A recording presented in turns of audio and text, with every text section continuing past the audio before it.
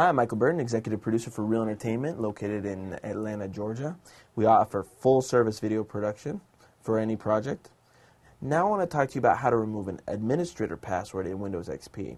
First of all, let me start off by saying that Windows XP is a registered trademark of Microsoft, and I am not affiliated with Microsoft.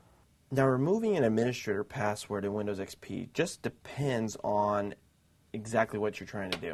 If you already know your administrator password and you just want to remove it or you want to change it, what you do is after you're logged in, you want to go ahead and go to your control panel. You're going to pull up your user accounts. Once you're in here, choose user accounts again. It'll bring up here's our administrator, my HP administrator. Now it gives me the options of what I want to do. Change my name, create a password, change my picture, etc.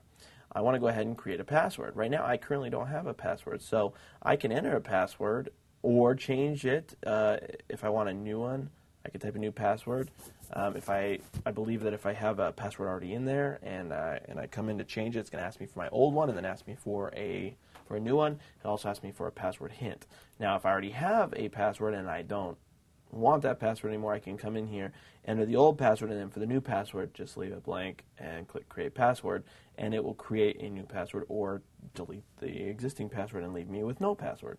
Now, if you're trying to remove an administrator password, for example, if you purchase a new computer for someone or a used computer from someone, and they have a password on the computer and they never gave you the password, you can't get on, there is a way to combat that. The best way to do that is by looking for an emergency recovery disk program online. They're called ERDs. The most popular one is Winternal's emergency recovery disk with Locksmith. That's the most popular, but there's many other ones out there that you can use.